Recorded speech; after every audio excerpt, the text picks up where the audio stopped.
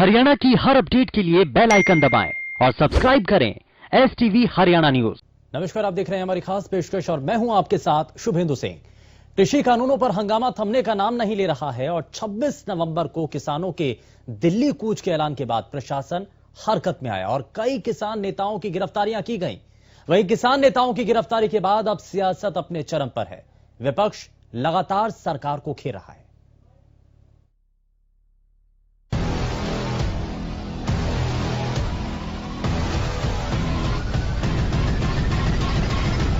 किसानों का दिल्ली कूच का प्लान, अन्नदाता की गिरफ्तारी पर घमासान, बॉर्डर के इलाके हुए सील, प्रदर्शन को लेकर नहीं ढील। कृषि कानूनों को लेकर किसानों का विरोध थमने का नाम नहीं ले रहा है। किसान संगठनों ने कल यानी 26 नवंबर को दिल्ली में जुटने का ऐलान किया है, जिसको लेकर प्रशासन ने मुस्तैदी दिखाते हुए कई किसान नेताओं को गिरफ्तार किया है। गिरफ्तारी को लेकर किसान नेता और ज्यादा गुस्से में हैं, जिसके बाद आज हरियाणा प्रोग्रेसिव फार्मर यूनियन द्वारा दायर की गई याचिका की सुनवाई करते हुए पंजाब हरियाणा हाईकोर्ट ने हरियाणा डीजीपी और सरकार को गिरफ्तारियों के बारे में रिपोर्ट पेश करने के आदेश दिए हैं। वहीं इस मामले पर कोर्ट में गुरुवार को फिर सुनवाई होगी। उधर गिरफ्तारी के मुद्दे को भुनाने से विपक्ष भी नहीं चूक रहा है। कांग्रेस प्रदेश अध्यक्ष कुमारी शैलजा ने सरकार के इस कदम की निंदा करते हुए कहा कि सत्ता के नशे में चूर सरकार दमनकारी नीतियां अपनाकर किसानों की आवाज को कुचलना चाहती है। कांग्रेस नेता किरण चौधरी ने भी किसानों की गिरफ्तारियों पर सरकार को आड़े हाथों लिया।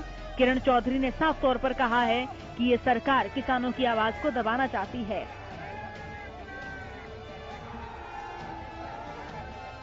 कृषि कानून केंद्र ने जो पास करे हैं उसके विरोध के अंदर किसान भाई हमारे जो हैं 26 नवंबर को कूच करने के लिए, दिल्ली कूच के लिए तैयार हैं।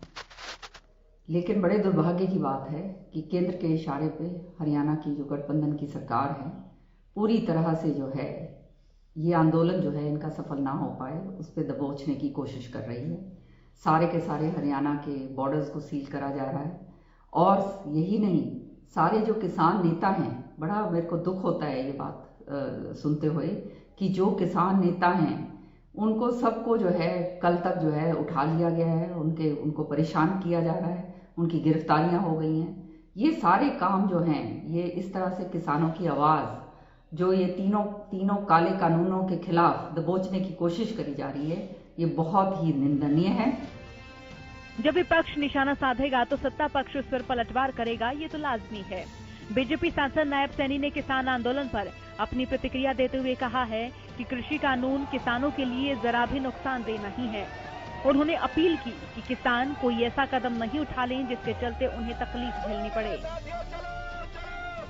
नायब सैनी ने कांग्रेस पर निशाना साधते हुए कहा कि पंजाब के अंदर कांग्रेस के मुख्यमंत्री हैं, उनको किसानों को बताना चाहिए कानून किसान हित में है।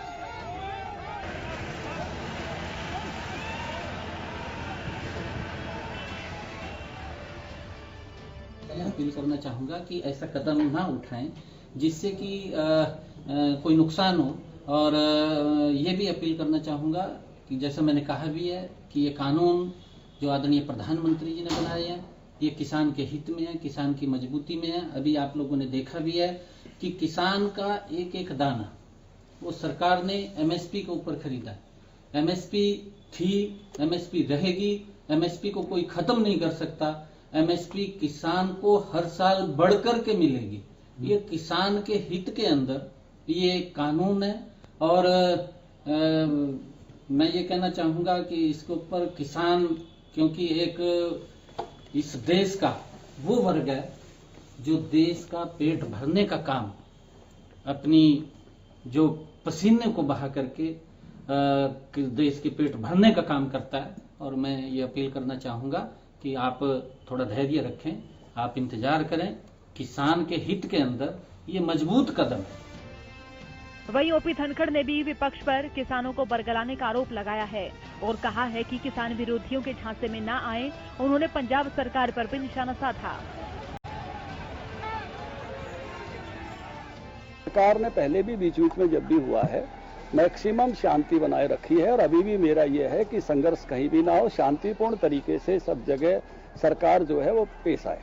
पंजाब के मुख्यमंत्री कैप्टन अमरिंदर जी पंजाब की इकोनॉमी को तबाह कर रहे हैं, अपनी राजनीति के लिए किसानों का उपयोग कर रहे हैं। उनके कंधे पर जो है, जैसे शैलजा ने कहा था किसानों के कंधे मिले तो हम क्यों नहीं उस पर रख के बंदूक चलाएं, ऐसे ही उनके कंधे पर बंदूक चला रहे हैं। Only politics for politics Punjab में हो रही है और उसके जो मैं कहूंगा कि उसके लिए जिम्मेवार हैं तो केवल और केवल पंजाब के मुख्यमंत्री कैप्टन अमरिंदर हैं, जो चुनावी लाभ के लिए वहां के किसानों का उपयोग कर रहे हैं।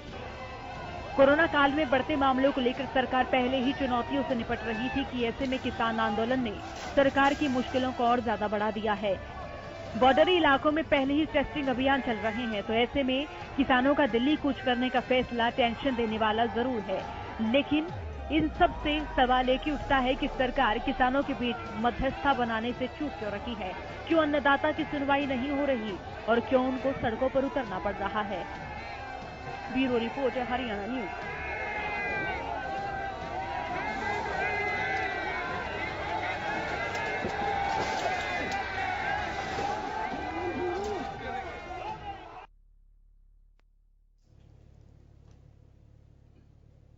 तो ये रिपोर्ट आपने देखी है, अन्नदाताओं में आक्रोश कितना है ये भी हमने दिखाने की कोशिश की है, लेकिन दिल्ली कूच का रास्ता क्या वाकई में कोई समाधान निकालने वाला है? बहुत सारे सवाल हैं, लेकिन जरा आज का सवाल भी आपको दिखा देते हैं। सवाल यह कि किसानों पर बल प्रयोग से क्या कृषि कानूनों पर विरोध की आग और भड़क सकती है? यदि आपको लगता है वाकई में ऐसा हो सकता है तो हाँ के लिए आपको यस टाइप करना है, ना के लिए आपको नो टाइप करना है और जल्दी से हमें भेज देना है। और इस सवाल का जवाब जो आपके द्वारा दिया जाएगा वो हम कार्यक्रम के आखिर में आपके साथ साझा जरूर करेंगे। लेकिन जरा इस सवाल के साथ साथ और भी बहुत सारे सवाल हैं और उन्हीं सवालों का जवाब लेने के लिए हमारे साथ खास पैनल भी जुड़ चुका है। आप उससे भी हम आपको रूबरू कराएंगे, लेकिन उससे पहले आपको बता दें कि आप ये जिस तरीके से चीजें नजर आ रही हैं, किसानों का आक्रोश आज जो पूरे प्रदेश के अलग अलग इलाकों में देखने को मिला, खास करके हम बात यहां पर अंबाला और कुरुक्षेत्र की कर रहे हैं। कुरुक्षेत्र और अंबाला के अंदर तस्वीरें कुछ अलग ही होती चली गई, क्योंकि किसान जब बैरिकेटिंग देखते हैं, और हालांकि किसान नेताओं की तरफ से पहले ही ये कहा गया था कि बैरिकेटिंग हो या किसी भी तरीके से बल प्रयोग हो, हम रुकने वाले नहीं हैं। दिल्ली का रास्ता हमारा साफ है और हम दिल्ली जाकर रहेंगे, बार बार इस बात को कहा जाता रहा है। लेकिन प्रशासन जब तैयारियों को लेकर के आप ये आश्वस्त करता रहा कि हम आप यहां बढ़ते खतरे को देखते हुए किसानों की जान को भी खतरे में नहीं डाल सकते हैं, तो इसीलिए इन सभी चीजों को लेकर के सवाल यही उठ रहा है कि क्या किसानों के साथ बातचीत हो पा रही है, और अगर हो रही है तो किस स्तर पर अभी तक वो बातचीत पहुंची है, क्योंकि किसान तो अभी भी सड़कों पर हैं। दिल्ली कूच के लिए वो आगे बढ़ते चले जाने की बात कर रहे हैं। चलिए जरा आज के खास मेहमानों से सबसे पहले आपको मिलवा देते हैं। हमारे साथ आप किसान नेता अशोक मलिक जी हमारे साथ कार्यक्रम में जुड़ चुके हैं, प्रदेशाध्यक्ष हैं अखिल भारतीय किसान उत्थान मंच से। बहुत स्वागत है सर आपका। किसान नेता हमारे साथ धान सिंह जी भी कार्यक्रम में जुड़ चुके हैं। धान सिंह जी बहुत स्वागत है आपका कार्यक्रम में। हमारे साथ कांग्रेस पार्टी से प्रवक्ता निकिता अरोड़ा जी कार्यक्रम में जुड़ चुके हैं। निकिता जी बहुत स्वागत है आपका। और भारतीय जनता पार्टी से प्रवक्ता रेणु भाटिया जी हमारे साथ कार्यक्रम में जुड़ चुकी हैं, सरकार का पक्ष रखेंगे। रेणु जी बहुत स्वागत है आपका। मैं रेणु जी जरा शुरुआत आपसे ही करना चाह रहा हूं। किसान आज सड़कों पर हैं और बीते रोज से भी हमने देखा, जब से गिरफ्तारियां हुई रातों रात, सरकार के खिलाफ किसान नारेबाजी करते हुए नजर आते हैं, सड़कों पर आंदोलन करते हुए नजर आते हैं, दिल्ली कूच की वो बात अभी भी कर रहे हैं। तो गिरफ्तारियों से क्या बात बनी? पहला सवाल तो ये। लेकिन अब जब सड़कों पर किसान हैं, दिल्ली की तरफ आगे बढ़ने की तैयारी कर रहे हैं, तो क्या उनसे बात हो रही है दूसरी तरफ?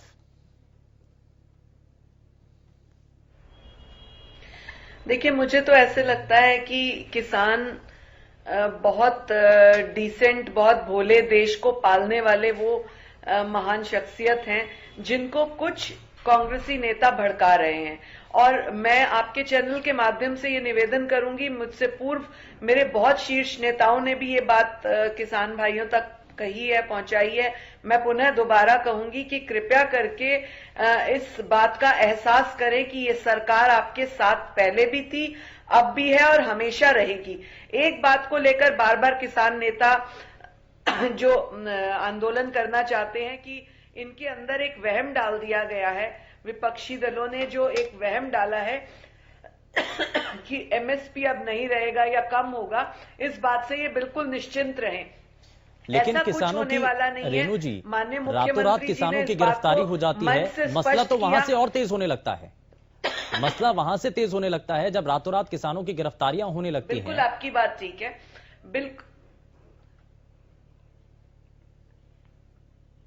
माफ कीजिए, आपकी बात बिल्कुल ठीक है। किसान भाइयों से कई बार इस विषय पर वार्ता हुई, कई बार उनको बताया गया, परंतु ये वो किसान नेता हैं जो कांग्रेस की भूमिका अदा कर रहे हैं इस समय, और बार बार इस बात को कहा गया कृपया करके किसी के इस तरह के बहकावे में ना आए। सरकार पूर्ण रूप से आपके अधिकारों का ध्यान कर रही है, पूर्ण रूप से आपका जो हक बनता है वो आपको दिला रही है और हमें दिलाएगी। ऐसा नहीं कि इस बार आप आंदोलन कर रहे हैं तो दिलाए। ये तो एक जो किसान विधेयक है, ये तो पूरी तरह से किसानों के हित में, किसानों के फेवर में, किसानों की फ्यूचर को बनाने के लिए तय किया गया।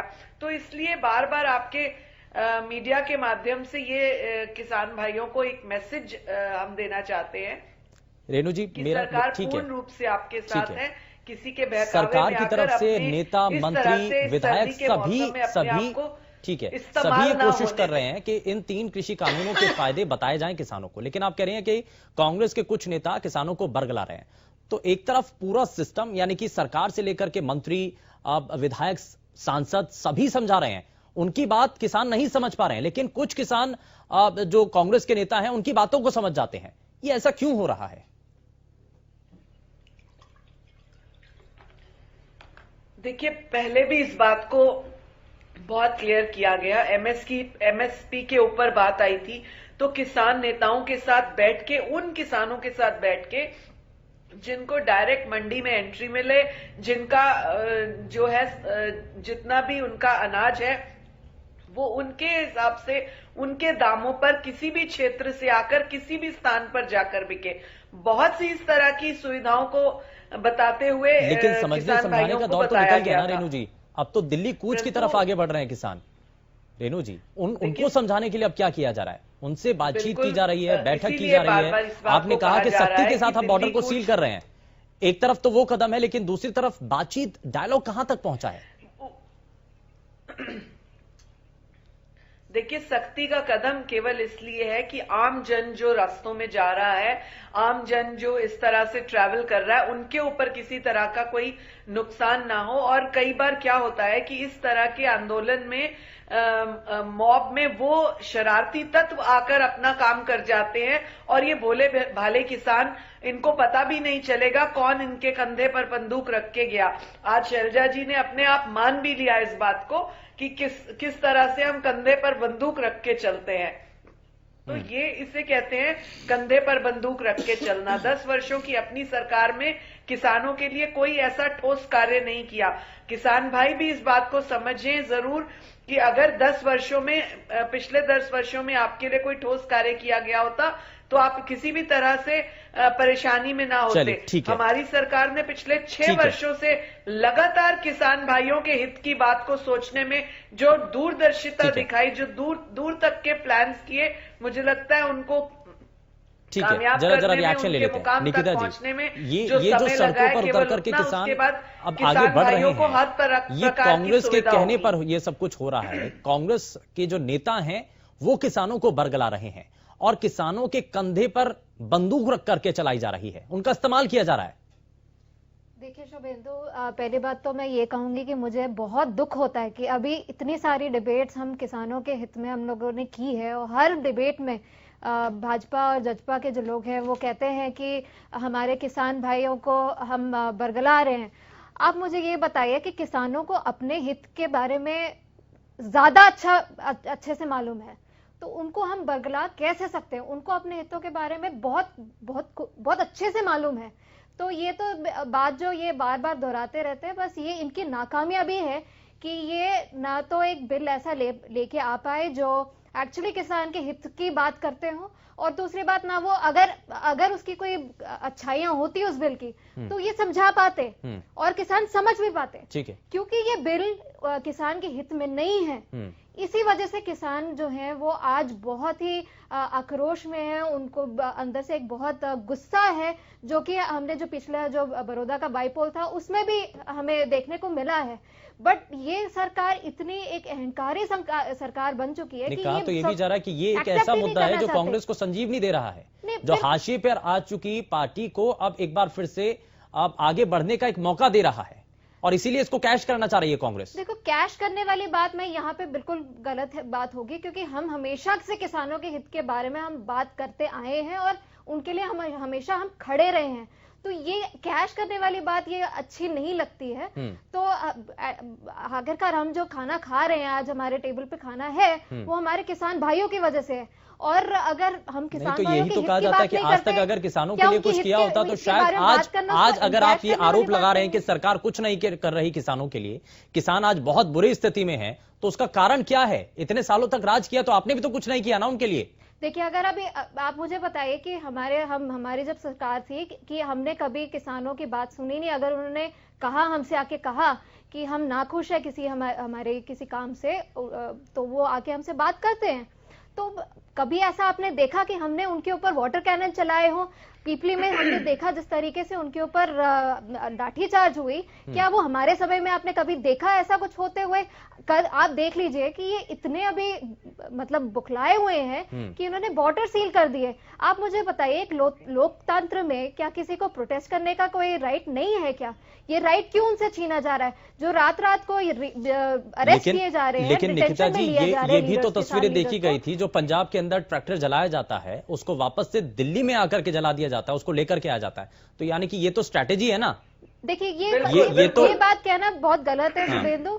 हम पहले भी कह रहे हैं कि हम ऐसी कोई जो गलत काम हुए, अगर कोई ट्रैक्टर जलाए, वो हम उस चीज की हम निंदा करते हैं, हम उसका साथ नहीं देते हैं। बट मैं ये कहूंगी कि हम पहले भी अपने किसान भाइयों के साथ खड़े थे, आज भी खड़े हैं और कल भी हम खड़े रहेंगे। और जिस तरीके से इस सरकार ने किसान भाइयों के ऊपर कल जो हमारे लीडर्स हैं, किसान लीडर्स हैं, उनको जो पुलिस कस्टडी में लिया गया और जो रेड इन्होंने करी, उसकी हम कड़ी निंदा करते हैं। और ये बहुत ही रेणु जी से जरा जल्दी से एक रिएक्शन, उसके बाद मैं अशोक जी आपके पास आता हूं। रेणु जी, जरा जल्दी से रिएक्शन दे दीजिए इस पर। शुभेंदु, मेरी प्रवक्ता दोस्त बड़ी काबिल प्रवक्ता हैं, परंतु ये भूल जाती हैं। मुझे लगता है, जितना मैं इनको जानती हूँ, मुझे लगता है कि ये उस समय जब किसानों के बारे में सोचा जाना चाहिए था, कानून बनने चाहिए थे, उनके अंदर से उन बिचौलियों को हटाया जाना चाहिए था, उस समय मेरी निकिता बहन थी ही नहीं कांग्रेस में, जितना मैंने इनका देखा है। लेकिन आज ये बोल रही है कि हमने किसानों के लिए बहुत कुछ किया, वो हमारे तक आके बोलते थे। आज भारतीय जनता पार्टी ने किसान को उनका असली मूल्य दिलाने का कार्य किया। ये जो बिचौलिए, जो कांग्रेसी बिचौलिए बीच में रहते थे किसान और मंडी के बीच में, उनको हटाने का काम हमारी सरकार ने किया। आज किसान डायरेक्ट अपनी फसल मंडी पर ले जाकर एमएसपी के रेट्स पर दे सकता है। आज किसान किसी और प्रदेश में अगर उसको अधिक दाम मिलते हैं तो वहां ले जा सकता है, चाहे वो मंडी में बेचे, चाहे दूसरे प्रदेश में बेचे। ये एक छूट दी गई है किसान को, ये एक मौका दिया गया है, ये एक सुविधा दी गई है किसानों को भरोसा नहीं हो रहा। रेणु जी, सुविधा इन्होंने दी थी कभी? रेणु जी, किसानों को भरोसा नहीं हो पा रहा है। सरकार ने अगर अच्छा किया, यही बात बार बार हम किसान भाइयों को समझाने की कोशिश कर रहे हैं कि आप किसी के बहकावे में ना आकर, कोई आपको इस्तेमाल कर ले ऐसे समय में जब आपकी फसलें आपको पूरा दाम दे रही है, ऐसे में आप किसी के बहकावे में ना आए, ताकि आप अपनी फ्यूचर जनरेशंस के लिए एक नया रास्ता, एक सुविधा वाला रास्ता बना सके। ठीक है, मैं जरा अशोक जी को भी शामिल करता हूं। अशोक जी, आखिर कहां तक पहुंची है बातचीत? आखिर क्यों किसान और सरकार के बीच जो बातचीत है वो आगे नहीं बढ़ पा रही है? एक बारी दिल्ली हरियाणा भवन के अंदर बातचीत हुई थी, लेकिन वहां पर तो परिस्थितियां दूसरी हो गई थी। लेकिन अब आगे उसके बाद क्या हुआ? सरकार तो कह रही है कि हमारे दिल्ली दरबार खुले हुए हैं, किसान आकर के सुझाव दे सकते हैं और सुझावों को हम मानेंगे। अगर उसके अंदर कोई कहीं भी ऐसा लगता है कि उसके अंदर बदलाव लाने की जरूरत है तो वो अब स्वीकार है उसको। देखिए शुभेंदु जी, पहली तो बात यह है कि जो चीज हमको नहीं चाहिए और वो आप हमारे ऊपर थोप रहे हो बगैर कोई बातचीत करे, जो करे वह बातचीत के दरवाजे खोले। जब ये 3 कानून से केंद्र सरकार लेके आई तो उसने किसी से बातचीत थोड़ा की, ना किसानों को विश्वास में लिया, अपने आप ही ये कानून जो है बना दिए। और इसमें लोग एक ही चाहते, किसान पूरे भारतवर्ष का, कि एमएसपी की जो लाइन है वह एमएसपी फिक्स कर दिए, एमएसपी पे आपका जो है दाना दाना बिकेगा। हम पहले भी कई बार डिबेट में बैठे हैं, वो हमारे साथी कहते थे दलवीर धनखड़ जी के दाना दाना लेंगे। मेरा 30-40 मन बाजरा घर पे पड़ा है, 2100 बेकना दूर, 1400 भी नहीं लेते लोग। तो मंडी में ले जाए, मंडी में वो कैप लगा दी है कि भाई इतने से ऊपर हम नहीं लेंगे, वो भी टोकन दिया जाएगा। पहले बाद अपना फसल को निकाल लेंगे, घर पे डाल लेंगे, घर से फिर मजदूरी लाए वो उसमें मंडी में लेके जाएंगे। मंडी में अगर हमारा एक यानी कि 40 किलो यानी 10 किलो बाजरा बच जाता है तो वो भी वापिस कहे अपने घर पे ले जाओ। तो इतना बुरा हाल है। लेकिन हमारा ये है भाई, सरकार ने अगर हमारे हित की बात कर रही है, जब हम सोच रहे भाई इसमें कोई गड़बड़ है, तो उसने सरकार ने जो पूरे देश के जहां पंजाब में आंदोलन, आपको तो ऑप्शन मिल गया ना सर। नहीं, आप मंडी में भी बेच सकते हैं, आप बाहर भी बेचिए, नहीं आपको जहां फायदा मिल रहा है बाहर कहां, कौन लेगा बाहर? हाँ। वही तो हम गारंटी चाहते हैं ना कि भाई हमारी फसल जितनी हो, जो सरकार एमएसपी तय करे उस पर बिकनी चाहिए। हाँ। वही तो, ये बिचौलियों वाली बात ठीक है, निकाल दो बिचौलियों को, हमने कोई मतलब नहीं, हमारी फसल का उचित भाव मिलना चाहिए ना, यही तो भाव है भाई। बिचौलियों को तो सर ये कह रही है ना कि एमएसपी पर मंडी, अगर आपको एमएसपी पर बेचनी है तो आप मंडी में बेचिए, उससे ज्यादा दाम पर अगर आपको बाहर मिलता है तो आप बाहर बेचिए। अरे शुभेंदु जी, मंडी में तो उस दाम में बाहर कौन देगा? जब जिस आदमी को मंडी में ही वो फसल उस भाव नहीं बिक रही, बाहर कौन लेगा? अब गेहूं 1500 बिक रहा है, यानी कि आपका ये कहना है कि मंडी के अंदर ही जो तय भाव है उस पर वो फसल बिकती ही नहीं है। और अब जो किसान जो है, ये कितने दिन से लग रहे किसान के हमारी बात सुनो, हमारी बात सुनो। सरकार बात कब सुनती है? जब पूरा आम जन अस्त व्यस्त हो जाए, कहीं कोई झगड़ा हो जाए, कहीं कोई आदमी मर जाए, भाई आगजनी हो जाए, लाख हजारों लोगों में केस बन जाए, फिर उन लोग उड़जा देती है, वो लोग हो जाते हैं कि हमारे केस वापस। यानी सरकार जो है उड़जाना चाहती है। भाई सरकार ने अगर सही मनसा है तो वो बुला के वार्तालाप करे, किसानों के सामने बैठे आपस में बातचीत करे। अगर उनको लग रहा है किसी बात पे भाई कोई डाउट है तो क्लियर करना चाहिए ना। रेणु जी, बातचीत तो करिए ना, किसान भी चाहते हैं कि समाधान तो निकले। देखिए, बिल्कुल, देखिए शुभेंदु, बार बार किसान भाइयों को यही बात की गई, और ये जो एमएसपी के रेट्स और ये सारी बातें हैं, मुझे नहीं पता मेरे ये भाई इस बात को क्यों नकार रहे हैं कि सरकार ने हमसे कभी बात नहीं की। सरकार ने एमएसपी के रेट्स और ये सारे किसान भाइयों की सारी फसल को देखते हुए, उनके जमीन की क्वालिटी को देखते हुए, उनके माहौल को देखते हुए, मार्केट के माहौल को देखते हुए, लॉकडाउन के माहौल को देखते हुए, सारी बातों को एक पैरामीटर देकर एक जजमेंटल जो है एमएसपी तय किया कि इतने एमएसपी पे सरकार इनसे ये फसल लेगी और एक एक दाना, आखिरी दाना भी लेगी। बार बार माननीय मुख्यमंत्री जी ने इस बात को कहा है। और पर्टिकुलर किसी केस में अगर किसी से नहीं ली गई फसल तो आप, किसी अधिकारी ने ऐसा किया तो आप ये शिकायत कीजिए। अदरवाइज सरकार का पूरी तरह से किसानों को हर तरीके से सहयोग है। यही तो शिकायत है ना रेणु जी, कि जो तय एमएसपी है उस पर भी फसल नहीं बिक रही है। आप कहते हैं कि खुले बाजार में जाकर के अगर आपको ज्यादा भाव मिलता है तो आप वहां पर बेच दीजिए, लेकिन किसान तो ये कह रहे हैं ना कि मंडी के अंदर जो तय कीमत है वो भी नहीं हमें मिल रही है। होने दीजिए, नहीं, ऐसा कहीं पर भी नहीं है। जो एमएसपी रेट तय है उस पर पूरी फसल ली जा रही है। बहन जी, आप ये बताइए, एक छूट और आप कौन सी मंडी में गई है? आपने किसी मंडी का दौरा किया है? यहाँ पर वहम ना रहे। एक सेकंड सुनिए, 1 मिनट। देखिए, प्रवक्ता का काम किसान भाइयों की बात को यहां तक पहुंचाना और सरकार की जो है सारी प्लान्स को, स्कीम्स को जनता तक पहुंचाना होता है। हमारे और भी अधिकारी हैं, हमारे और कार्यकर्ता हैं, और लोग हैं जिनको ये दायित्व दिया गया है कि वो मंडियों में जाकर सारी चेकिंग करेंगे। वो रिपोर्ट, वो सारा डाटा हमारे पास आता है। ऐसे पर्टिकुलर एक एक जना दौरे नहीं करता है। ऐसे तो आप शुभेंदु जी को कहिए, आप डिबेट कर रहे हैं किसानों के ऊपर, आप कभी किसानों के घर गए हैं, आप कभी किसानों की मंडियों में गए हैं? ऐसा तो कभी होता है क्या? आप टाइप बात है ना, जो वही तो बोलते हैं ना। किसान जो किसान के लिए, मेरी बात सुनिए, आप राहुल गांधी वाली भाषा मत बोलिए ना कि राहुल गांधी वाली भाषा, ठीक है, उसका पूछते 4,000 रुपए ठीक है रेणु जी, ऐसा मत कीजिए आप। वो वाला दृष्टिकोण मत दिखाइए। चलिए ठीक है, किसानों की क्या प्रॉब्लम है, सरकार इस मुद्दे को कांग्रेस बनाम, ये कांग्रेस का मुद्दा बना दिया आप लोगों ने ये कांग्रेस का मुद्दा बना दिया। अगर भाई ये कांग्रेस ही भड़का रहे हैं, अरे जब जिसका ये बताओ ना, मेरी फसल नहीं बिकेगी तो कांग्रेस ही क्या करेगा?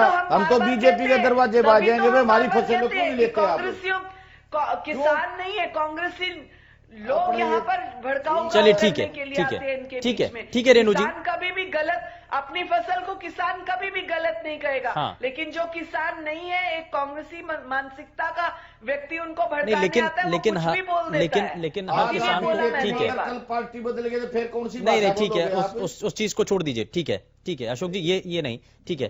मैं जरा आगे बढ़ता हूं। हमारे साथ इंडियन नेशनल लोकदल से प्रवक्ता कृष्ण कुटेल जी भी कार्यक्रम में जुड़ चुके हैं। कृष्ण जी, बहुत स्वागत है आपका।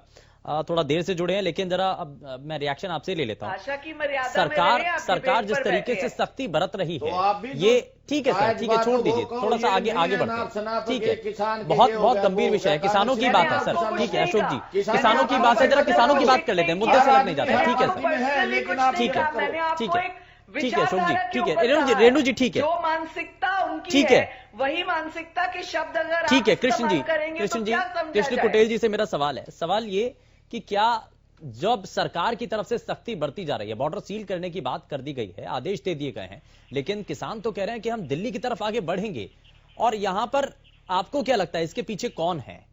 किसके कंधे पर रख करके बंदूक चलाई जा रही है? देखो सर, ऐसे है कि किसान देश का अन्नदाता है और किसी के कंधे के ऊपर बंदूक रख करके नहीं चलाई जा रही। किसान खुद जो है कि परेशान है, क्योंकि जो केंद्र की सरकार जो 3 अध्यादेश, जो कृषि अध्यादेश लेकर के आई है, और ये किसान के विरोध में है, और किसान इसलिए जो है कि आज आंदोलन पर उतारू है। तो इसलिए जो है कि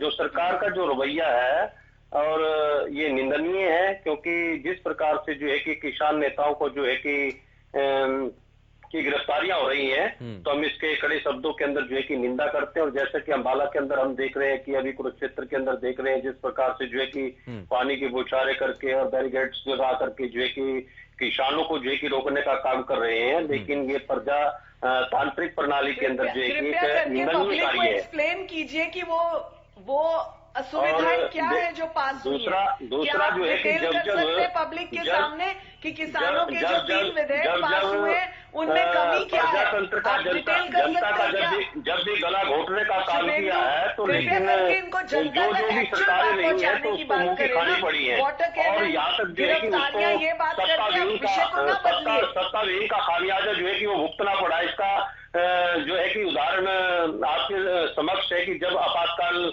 यानी इमरजेंसी इस देश के अंदर हुई, नुकसान तो हर उस राजनीतिक दल को, अगर आप ठीक है, ये तो होता ही है, और किसी ना किसी मुद्दे को लेकर के किसी ना किसी राजनीतिक दल को नुकसान और फायदा तो होता ही है। खैर ठीक है, मैं उस पर नहीं जाना चाहूंगा। मैं रेणु जी, आप कुछ कहना चाह रही थी, मैं जरा आपसे रिएक्शन लूंगा, लेकिन उससे पहले जरा दान सिंह जी से भी मैं सवाल कर लूं। सवाल ये सर कि सांसदों की एक कमेटी बनाई गई बीजेपी के द्वारा, ये कोशिश की गई कि किसानों के जो असल मुद्दे हैं, जो परेशानियां हैं इन कृषि कानूनों को लेकर के, वो सुझाव के तौर पर सरकार तक पहुंचे, अगर उसमें कहीं गुंजाइश है तो उसमें सुधार भी किया जा सके। आपको लगता है कि उस कमेटी के जरिए जो सुझाव लिए जाने चाहिए थे और आगे तक बढ़ाए जाने चाहिए थे, वो सही तरीके से सिस्टम चल रहा है? किसानों से बातचीत की जा रही है उस कमेटी के जरिए? जी सुरेंद्र जी, देखना, ये जो कमेटी बैठी है सरकार की, संगठन सरकार की, ये जो अध्यादेश 3 कृषि अध्यादेश जो वो कानून पास किया, अगर इसे पहले ही इसका एक किसानों से विचार विमर्श करके, सभी से सलाह मशवरा करके और जब बनाते तो आज ये दिन देखने को ना मिलता शायद, जो अब हालात हो रही है इस पड़ती ठंड में, और किसान वहाँ बॉर्डरों पे बौछारें खा रहे हैं ठंड की, या गोलियां चल रही हैं, या भाई पीपली में लाठीचार्ज हुआ, तो कहीं ना कहीं ये सरकार जो है अपनी दादागिरी में आ रही है। और ये मैं समझता हूँ ये कहीं ना कहीं अपने आप में दिखा रहे हैं किसानों को, समाज को, जनता को, हम सही हैं। किसानों आज दे उठनी जास है, क्या जरूरत है वहाँ बॉर्डरों पे धक्का खाने की किसान की?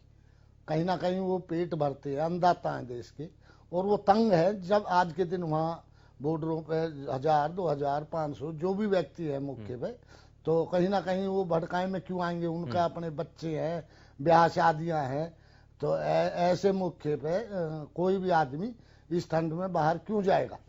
तो वो कहीं ना कहीं अब बाजरे की जो खरीद, ठीक है रेणु जी, क्यों आगे जो कमेटी भी बनाई गई, अभी तक कुछ सुझाव मिले हैं? किसान संगठन या किसान नेता, कोई तो ऐसा होगा ना, कोई किसान नेता या किसान संगठन के लोग जो ये माने कि वाकई में 3 कृषि कानून किसानों के फायदे के लिए हैं?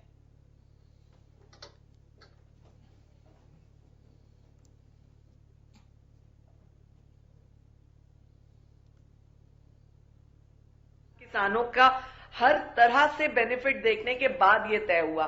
दूसरी बात ये कि बार बार माननीय मोदी जी या हमारे कृषि मंत्री जी बार बार एक ही बात करते रहे कि यदि जो भी हम प्लान कर रहे हैं ये दूर तक किसानों के भले के लिए और कई पीढ़ियों तक सुविधा के लिए कर रहे हैं।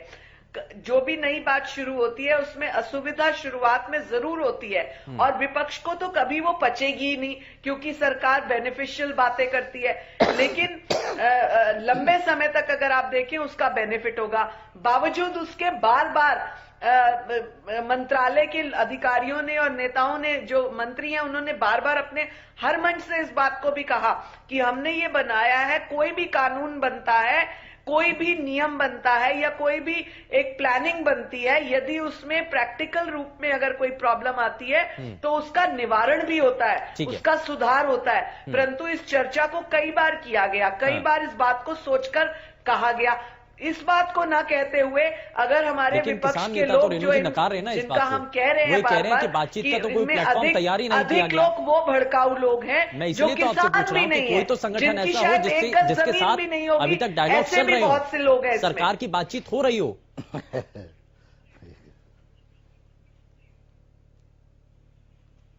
जी, कोई तो संगठन ऐसा हो जहां पर बातचीत चल रही हो। सरकार जब ये कह रही है कि हम बातचीत कर रहे हैं किसानों से, तो जब सड़कों पर किसान हैं और एक भारी संख्या में किसान जब सड़कों पर उतरे हैं, तो किन किसानों से और किन संगठनों से सरकार बातचीत कर रही है इस वक्त? देखिए, किसान संगठन के वो नेता जब एमएसपी तय हुआ तब भी विरोध इन्होंने किया, सरकार ने अपनी बात को पूरी तरह से रखा, उन्हीं लोगों को इस विधेयक के बारे में भी बताया गया और सारी बात क्लियर हुई। लेकिन इस समय जो किसान नेता हैं वो बात करने में कम, और ये जो विपक्ष के लोग हैं ये इस प्लान को ज्यादा फॉरवर्ड करने में है। तभी बार बार सरकार एक ही बात रखती है कि आपको यदि कोई विधेयक से प्रॉब्लम है, ये विधेयक पास हुआ है बेनिफिशियल लॉन्ग टर्म के लिए, इसमें कोई कमी होगी, प्रैक्टिकल कोई इसका अनुभव ठीक नहीं रहेगा तो उसमें सुधार भी होगा। किसी ने ये नहीं कहा कि हार्ड एंड फास्ट रूल होगा, सुधार भी होगा ताकि हमारे किसी किसान भाई को मुश्किल ना हो। परंतु विपक्ष के लोग जानते हैं कि इन्होंने इतने बढ़िया विधेयक बनाए हैं किसानों के लिए, और यदि ये सुधार की बातें भी कर रहे हैं तो हमारी जो रोटियां सेकने वाली बात थी वो तो बिल्कुल खत्म हो जाएगी। एक छोटे से ब्रेक ले रुकना होगा। मैं निकिता जी आऊंगा वापस आपके पास भी, आपसे भी जरा सवाल करना है, लेकिन असल मायने में क्या राजनीतिक फायदे के लिए ही ये सब कुछ किया जा रहा है? किसानों को क्या असल मायने में उनके कंधे का इस्तेमाल करके निशाना किस पर है? बड़ा सवाल यही। छोटा सा ब्रेक, लेकिन ब्रेक पर जाने से पहले एक सवाल जो कार्यक्रम की शुरुआत में हमने आपके सामने रखा था, एक बार फिर से आपको दिखा देते हैं। सवाल ये कि किसानों पर बल प्रयोग से क्या कृषि कानूनों पर विरोध की आग और भड़क सकती है? हां और ना में आपको अपना जवाब देना है और जल्दी से आपको हमें भेज देना है। ब्रेक के बाद आप सभी का स्वागत है। जरा जल्दी से आगे बढ़ते हैं और सभी खास मेहमान लगातार हमारे साथ कार्यक्रम में बने हुए हैं। धान सिंह जी कुछ कहना चाह रहे हैं? जी देखिए रेणु भाटिया जी, कल को सरकार जिस हिसाब से किसान जो है उनको तकलीफ हो रही है, जब भी वो इस ठंड में बॉर्डरों पे पानी की बौछारें खा रहे हैं, लाठियां खा रहे हैं, और इसका रिजल्ट जब आप निकालोगी तो कोई ना कोई लंबे चौड़े नुकसान हो जाएंगे जब आप सरकार जब माना करती है, वरना थोड़े कहे आप नहीं मान रहे। ये आने वाले समय में कुछ भी नुकसान, इसकी नुकसान की भरपाई करनी पड़ेगी। ठीक है, निकिता जी कुछ कहना चाह रही है?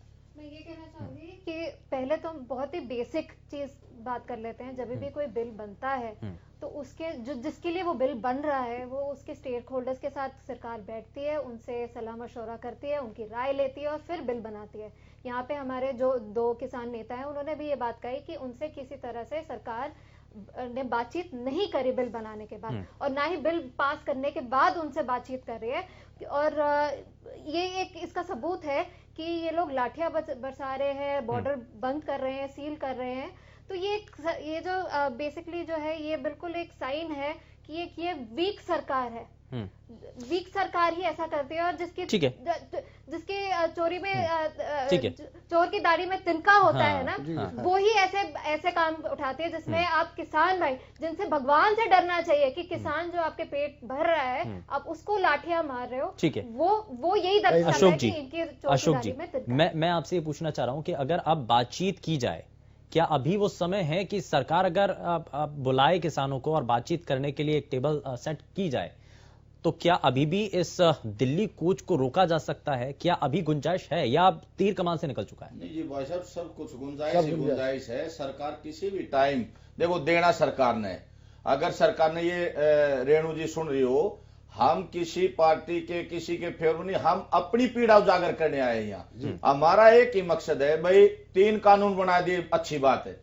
हम चाहते हैं कि उसमें एमएसपी की एक लाइन फिक्स ये और अध्यादेश में जोड़ देते कि भाई आपका इससे कम कहीं नहीं बिका, मंडी में बेचो या बाहर बेचो, एक बात। और अब रही बात जो सरकार है, सरकार कर ये पंजाब के किसान तो बुला लिए, पंजाब के किसान तो दिल्ली बुला लिए, लेकिन हरियाणा वाले को नहीं बुला।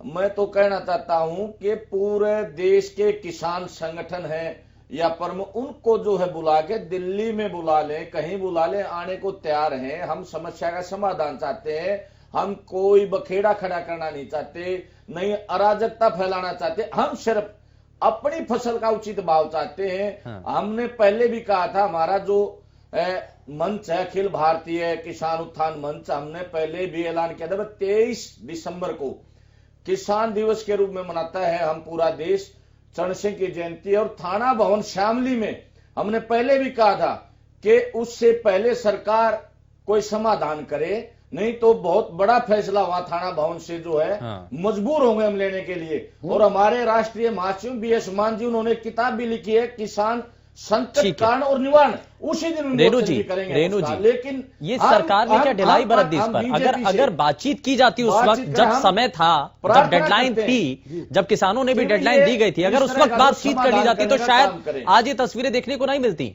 जी, हम कोई टकराव चाहते नहीं। रेणु जी, आप तो मीडिया के हैं, आप जानते हैं, हमने कई बार डिबेट्स की। जब एमएसपी इन्होंने विषय बनाया तो इस विषय पर भी बहुत डिटेल्ड डिबेट हुई। बहुत से किसान नेताओं का संपर्क हुआ सरकार से, सरकार के नेताओं से, अधिकारियों से। तब इन्होंने एक बात रखी थी, अगर आपको ध्यान हो, इस पर बहुत लंबी डिबेट्स हुई थी कि हमें एमएसपी के दाम मिलने चाहिए, यदि हमें बाहर भी अच्छे दाम मिलते हैं तो हमें ये परमिशन भी होनी चाहिए। आप जानते हैं, थोड़े दिन पूर्व ही एक कार्यक्रम में माननीय मनोहर लाल जी ने इस बात को भी घोषित किया था कि हमने तो आपको दोहरी फायदे दिए, एमएसपी के रेट तय, आप मंडी में अपना अनाज बेचे, यदि आपको बाहर कोई उससे अच्छा दाम देता है तो आप बाहर भी बेचो, कोई बिचौलिया नहीं आएगा, कोई आपको रिस्ट्रिक्शन नहीं है, कोई आपके ऊपर टैक्स ये वो कोई जिम्मेदारी, कोई लायबिलिटी। आपकी बात ठीक है, लेकिन अशोक जी ने भी अभी यही सवाल उठाया। अशोक जी बार बार यही कह रहे हैं कि जो मंडियों के अंदर एमएसपी तय है उस पर भी फसल नहीं बिक रही है, उससे भी कम दामों पर बिक रही है। सवाल तो यही है और इसीलिए कहा जा रहा है कि एमएसपी तय कर दी जाए। देखिए, सरकार के दाम फिक्स्ड है, सरकार के दाम फिक्स्ड है, सरकार ने जो दाम रखे थे, लेकिन मंडियों के अंदर तो यही है ना, खरीद नहीं हो पा रही है उस कई नेताओं के साथ मिलकर थे। देखिए, कहीं एक आध जगह किसी ने नहीं की, वो उस बात को ये उठा सकते हैं, परंतु ये एक फिक्स सिनेरियो बनाया गया है, पैरामीटर एक लेवल का लिया गया है, सबको एक स्टैंड से लिया गया कि किसी भी मंडी में आप अपना अनाज बेचें, यदि उससे अधिक आपको दाम मिलते हैं प्राइवेटली तो आप वहां भी बेचें। इससे अधिक सुविधा मुझे नहीं लगती कि किसी किसान भाई की भी और होती होगी अपना अनाज बेचने के लिए। एक फंडामेंटल सवाल है मेरा, ये 3 कानून जो काले कानून लेके आए हैं उसमें बेसिकली जो है ये है कि बड़े उद्योग जो हैं वो आके छोटे किसानों से वो फसल खरीद सकते हैं। ये बेसिकली एक फंडामेंटल चीज है इस बिल की। मुझे आप एक बात बताइए कि आज जो डर है किसानों में, मिडिल और जो छोटे किसान हैं उनमें डर है कि ये जो बड़े उद्योग हैं उनके पास लीगल एक्सपर्ट्स हैं, उनके पास बड़े बड़े पढ़े लिखे लोग हैं जो उनके साथ नेगोशिएट करेंगे। आप मुझे बताइए, क्या एक छोटा किसान ऐसे एक बड़े डिपार्टमेंट के साथ क्या वो नेगोशिएट कर पाएगा? क्या आपको लगता है कि एक छोटा किसान उसको एक बड़ा उद्योग सही दाम पे वो फसल बेच पाएगा? नहीं बेच पाएगा, क्योंकि उनके पास ना तो मनी पावर है, ना कोई किसी तरह की लीगल टीम्स उनके पास है, कोई स्पेशलाइज्ड टीम नहीं है। रेणु जी, ये सवाल तो है कि जो छोटा किसान है, ठीक है, बड़े जो जोत के किसान हैं उनके लिए तो कोई ज्यादा बड़ा संकट नहीं है, लेकिन छोटे जोत के जो किसान हैं उनके लिए बड़ा मुश्किल हो जाएगा। वो कैसे नेगोशिएट करें? और अगर कभी खुदा ना खास्ता अगर ऐसी मुश्किल भरे हालात बन जाते हैं और उसको जो है कानूनी तौर पर उसको कुछ सलाह लेनी होती है या कानून का दरवाजा खटखटाना है, तो वो दरवाजे भी बंद है उसके लिए। तो फिर रेणु जी, हम आपके माध्यम से ही चाहते हैं, आप प्रवक्ता हो पार्टी की, आप जो है नहीं शुभेंदु सुनिए, सरकार ने एक मिनट सुन लीजिए, सरकार ने पहले दिन से ये बात कही थी कि जो एमएसपी का रेट तय है और जो विधेयक पास हुए हैं उनमें चाहे किसी के पास 10 एकड़ जमीन है और चाहे किसी के पास 10 गज जमीन है, उनका अधिकार बेचने का रेट, उनका सारा अनाज लेने का सिस्टम और रेट सेम होगा। तो इसमें बड़े छोटे की बात कहां से आ गई? हाँ, जो पिछली सरकारों में बिचौलिए होते थे वो हट गए, इसलिए छोटा किसान बड़े लाने वाले काम तो बीजेपी खुद कर रही है और कांग्रेस को कहती है। का व्यक्ति था, अभी तक ये नहीं कह पाई है कि छोटे किसानों को बड़े उद्योगों से कैसे बचाएगी, आपका वो कैसे गारंटी करेगी कि उनको एमएसपी का दाम मिलेगा उद्योगों से। भी अंतिम पंक्ति का व्यक्ति भी अगर आपका 2 किलो अनाज भी है तो आप जाके उस स्थान पर दे सकते हैं। ये बीजेपी को भगवान से डरना चाहिए रेणु जी, भगवान से डरना चाहिए रेणु जी। जो हमारे लोग बीच में यहाँ से सिस्टम वहां जाकर करते थे, वो जो बीच में एक लाइजनिंग करते थे उसको काट दिया सरकार ने। सरकार की कितना रेट एमएसपी गारंटी तो आप नहीं कर पाए। आपका दर्द ये है जो किसान ने खत्म कर दिया। आप मध्यस्थता करो सरकार से, आप प्रवक्ता हैं, आप मध्यस्थता करो। अगर 10 क्विंटल बाजरा लेना है मेरा, अगर 2 किलो भी ऊपर चलेगा तो भी वापस कर देते हैं मंडी वाले। ये बताओ कितना बुरा हाल है किसान के साथ में। एक वो लगा रखे भाई, आपका 1 एकड़ में हम 10 मणी खरीदेंगे, 20 मणी खरीदेंगे, वो क्यों लगा रखे भाई? जितना हमारा अन्न पैदा होता है वो टोटल पूरा खरीदे सरकार, वो पूरा नहीं खरीदे। चलिए ठीक है, मैं जरा इस पर जवाब लूंगा। लेकिन कृष्ण जी, ये जो परेशानियां आ रही हैं, ये शुरुआत यहीं से, और दूसरा पड़ाव इसमें किसानों की इस परेशानी का वहां से जब गिरफ्तारियां होने लगती है। कृष्ण कुटेल जी। जी हेलो जी, बिल्कुल आवाज मिल रही है आपकी कृष्ण जी, बताइए। सर, जो आज ये परेशानियां जो देखने को मिल रही है ना, अगर ये सरकार चाहती तो किसान संगठनों से बातचीत करके ये अध्यादेश जो है कि बना करके ये पास करते। और आज बड़ा पैमाने के ऊपर जो है कि किसान ओवर रूप में है, और इसका एक ही कारण है क्योंकि जो केंद्र की सरकार है चाहे वो राज्य की सरकार है, वो किसान को संतुष्ट नहीं कर पाई है। लेकिन किसान को जो है कि ये तानाशाही रवैये से और अधर्मिता रवैये से जो है कि उसको तंग करके जो है और उसको भगवाने का काम कर रही है। और दूसरा जो है, चाहे इसमें कांग्रेस है चाहे बीजेपी की सरकार है, क्योंकि इस अध्यादेश को कांग्रेस ही लेकर के आई थी 2012 में, और उस समय आज जो विपक्ष के नेता हैं चौधरी भूपेंद्र सिंह हुड्डा जी हैं, उनके बेटे हैं दीपेंद्र हुड्डा जी, उन्होंने इसको जो है कि बड़े अच्छे पैमाने पे जो है कि इसको अच्छा बताया था। लेकिन आज वो विरोध की स्थिति में ना होकर जो कांग्रेस ने बिल प्रपोज किया था और जो भाजपा लेके आई है उसमें बहुत अंतर है सर। अगर आपने दोनों प्रपोजल पढ़े हो, दोनों बिल के प्रपोजल्स पढ़े हो, तो उनमें काफी अंतर है। कांग्रेस ने एक इंफ्रास्ट्रक्चर पहले क्रिएट करने का पहले सुझाव दिया कि उसके बाद हम कुछ ऐसे स्टेप्स लेंगे जिसमें छोटे किसान को फायदा हो। यहाँ पे उल्टा हो रहा है, यहाँ पर फायदा सिर्फ बड़े उद्योगों का हो रहा है, किसानों का नहीं हो रहा है। ये फंडामेंटल डिफरेंस है इन दोनों प्रस्तावों में। तो ये कहना कि हम लेके आए आज हम उसको अपोज कर रहे हैं, ये बहुत ही एक ऊपरी रेणु जी किसान ये चाहते हैं कि कोई बीच का रास्ता निकाला जाए, किसान ये चाहते हैं कि कोई बीच का रास्ता निकाला जाए। लेकिन रेणु जी सरकार इस पर किस तरीके से विचार कर रही है? कहीं गुंजाइश नजर आती है अब, या दिल्ली कूच होगा? क्योंकि किसान तो ठान चुके हैं। देखो, किसान का दर्द रेणु है, जी, क्योंकि आज उसकी फसल ठीक है कृष्ण जी, खेतों के अंदर पड़ी रेणु है। जी, जानकारी नहीं है निकिता जी को, धन्यवाद। क्योंकि जब इनकी सरकार ने 2012 में ये विधेयक पास किया था उसमें बिचौलियों का रोल था और सरकार ने उसी को संशोधन करते हुए उसी का जो है नेगेटिव निकालते हुए बेहतर करके तभी सरकार ने कहा ना कि हम तीसरी पीढ़ी मैम आप मुझे आज बताइए कि आप लाठी क्यों मार रही हैं? आप आपकी सरकार किसानों को भूल रही है, सब्सिडी में ये नहीं भूल क्यों रही रही है किसानों की जमीनों को जिस प्रकार सस्ते दामों को दिया गया एक दामाद को खुश करने के लिए, क्या वो किसानों के हित में था? हरियाणा में बिल लाती है वो किसी भी स्टेक होल्डर के साथ बात नहीं करती है, ऐसा क्यों है? ऐसा ठीक सरकार क्यों है? है, एक मिनट, एक एक करके, ठीक है कृष्ण कुमार जी, ठीक है, एक मिनट, मैं आता हूं आपके पास भी। रेणु जी, कहीं गुंजाइश है? रेणु जी, ताज्जुब है कि निकिता जी आपको शायद इस बात रेणु जी, निकिता जी आपको शायद इस बात की जानकारी भी नहीं है कि छोटे किसानों की जमीनों को किस प्रकार सस्ते दामों पे इसी हुड्डा परिवार ने एक दामाद को खुश करने के लिए दिया, तब आपको ध्यान नहीं आया कि हम किसान के लिए क्या कर रहे हैं? ठीक है रेणु जी, उन्हीं चीजों को रोकने के लिए, ठीक है निकिता जी, उन्हीं बिचौलियों को रोकने का कार्य सरकार ने निकिता जी, किया ठीक है। है, तभी निकिता एक अरोड़ा जी, ठीक एमएसपी है, का रेट तय हुआ, ठीक है, तभी ये हम विधेयक जरा पास हुए। निष्कर्ष कि निकालना चाहते हैं अराउंड पूरे इस विषय का कोई हल निकल सकता है। रेणु जी, मेरा सवाल यही था कि क्या किसान तो ये चाहते हैं कि बातचीत के जरिए हल हो सके, सरकार एक कदम आगे बढ़ाए तो किसान भी तो आगे बढ़ेंगे ना, बातचीत होगी तभी तो समाधान निकलेगा, वरना तो ऐसे ही दिल्ली कूच होगा।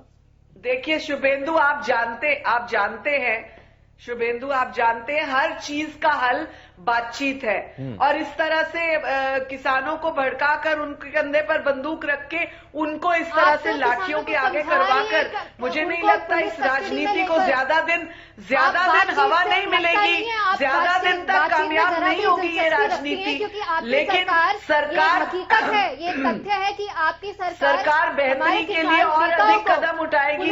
यदि कहीं पे कोई कमी है इस सरकार में, यदि कहीं पर कोई किसानों के लिए और बेनिफिट हो सकता है तो ये सरकार उसके ऊपर भी विचार करेगी, क्योंकि हमारी सरकार का ध्येय है कि अंतिम पंक्ति के व्यक्ति को भी उसका अधिकार मिलना चाहिए जो वर्षों तक छिना रहा। ठीक है अशोक जी, आप ये बताओ रेणुका जी, चलो एक बार सुनो, हम चाहते हैं वे समाधान हो, हमारी फसल का उचित, हम मांग क्या रहे हैं? देखो कोई भी ये क्या होता है, जो प्रवक्ता होते हैं किसी भी पार्टी, वो आपस में अपनी पार्टियों के गुणगान करने,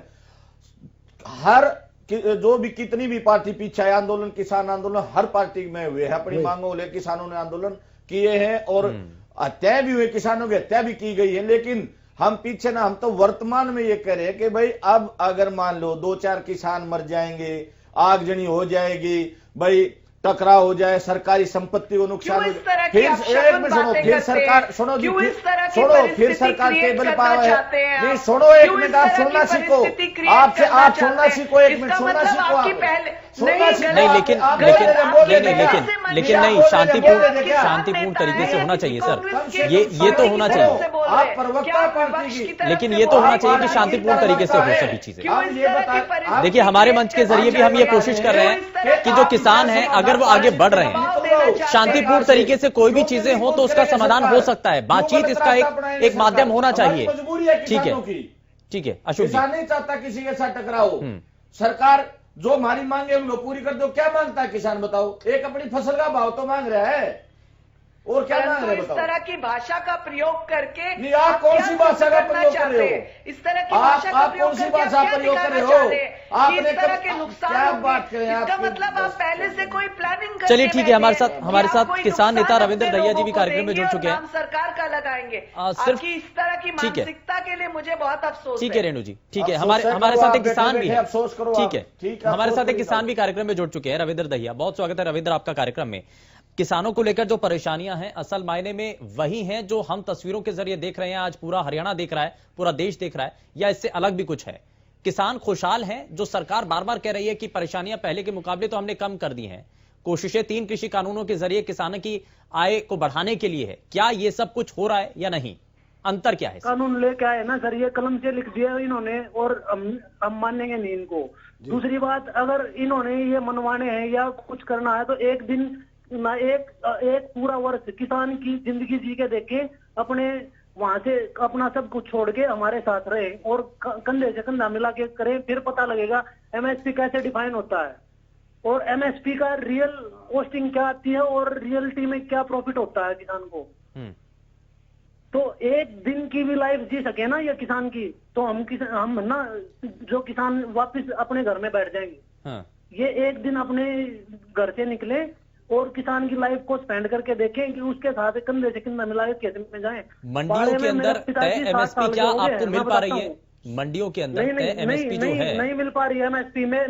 मेरी कपास गई है 5125 रुपए, एमएसपी 5800 रुपए है। पैसे बताओ कहाँ गए बीच के? 700। चलिए ठीक है, बहुत शुक्रिया आप हमारे साथ जुड़े कार्यक्रम में। रविंद्र, रेणु भाटिया जी, हम जरा जल्दी से इस पर रिएक्शन दीजिए। ये जो बार बार शिकायतें आ रही हैं, अशोक जी भी इस बात को कह रहे थे, आप कह रहे हैं कि कुछ मंडियों के अंदर कहीं कोई शिकायत आ सकती है, लेकिन ये रैंडम कॉल थी। रविंद्र जो हमारे साथ जुड़े और उन्होंने कहा कि जो तय एमएसपी है उस पर फसल नहीं खरीदी जा रही है। जी रेणु जी, देखिए, मैंने पहले भी इस बात को दोहराया कि कई बार इस तरह से रैंडम चेकिंग भी हम लोग करते हैं कि यदि जो रेट सरकार ने तय किए हैं या जिस तरह से अपॉइंटमेंट सरकार ने की है अधिकारियों की कि क्या किस किसान से कैसे लेना है, अगर वो उसमें कोई कोताही बरतते हैं तो उनके खिलाफ कार्रवाई भी है और ऐसा पहले किया भी गया है। ठीक है, जिन्होंने इस तरह से लापरवाही बरती, चाहे वो किसी भी महकमे के हों, उनके खिलाफ कार्रवाई भी हुई और अब भी वही होगी अगर गलत किसी तरीके से बिहेवियर किसान के दिल्ली साथ कूच होगा को लेकर के तो उनके सरकार खिलाफ आज क्या भी कदम वही उठाने जा रही कार्रवाई है? क्या और सख्ती होगी? क्या किया जाएगा सरकार के द्वारा या बातचीत की जाएगी किसानों से? देखिए, सरकार हमेशा इस पक्ष में रही है, चाहे वो केंद्र की हो चाहे हरियाणा प्रदेश की, कि यदि किसी के मन में कोई संशय है, यदि किसी को अपना कोई विचार देना है तो वो अराउंड द टेबल अधिकारी के साथ, मंत्री के साथ, माननीय मुख्यमंत्री जी इस बात के लिए हमेशा कहते हैं और उस पे आप बात कर सकते हैं। परंतु अगर किसी के बहकावे में या किसी के अपने कंधे पर बंदूक रखवा कर इस तरह से कोई करता है तो मुझे लगता है, मैं अपने किसान भाइयों को हाथ जोड़कर ये विनती करती हूँ कि हरियाणा की शान बान आन है आप, और उसी तरीके का हम संयम बरत कर उसी तरीके के हम व्यवहार को दें जिससे हमारे आने वाली पीढ़ियां इस बात का उदाहरण पेश करें। यानी कि बातचीत के रास्ते खुले हैं, हमारे लोगों किसान संगठन भी चाहे तो सरकार से बात कर सकते हैं और सरकार भी खुले तौर पर स्वागत कर रही है कि किसान सामने आए और अगर कोई सुझाव उनके पास है तो वो दे सकते हैं। बहुत शुक्रिया सभी खास मेहमानों का कार्यक्रम में शामिल होने के लिए, अपना समय देने के लिए। लेकिन कार्यक्रम की शुरुआत में हमने आपके सामने एक सवाल रखा था, जरा एक बार फिर से वो सवाल आपको दिखा देते हैं। सवाल ये कि क्या किसानों पर बल प्रयोग से कृषि कानूनों पर विरोध की आग और भड़क सकती है? हां और ना में आपको अपना जवाब देना था। जरा देख लेते हैं इस सवाल का जवाब आप सभी की तरफ से क्या दिया गया है। और जवाब आपकी टीवी स्क्रीन पर 92% लोगों की तरफ से हां में इस पर जवाब दिया गया और 8% लोगों ने ना में जवाब दिया। यानी कि किसानों पर बल प्रयोग से कृषि कानूनों पर विरोध की आग और भड़क सकती है और ये मुश्किलें खड़ी कर सकती है। हालांकि सरकार अब ये कह रही है और भारतीय जनता पार्टी के प्रवक्ता भी बार बार ये कह रहे हैं कि खुला मंच है और किसान सामने आए, सुझाव दें और किसानों के जो सुझाव हैं उनको स्वीकार किया जाएगा। फिलहाल के लिए बस इतना ही। नमस्कार।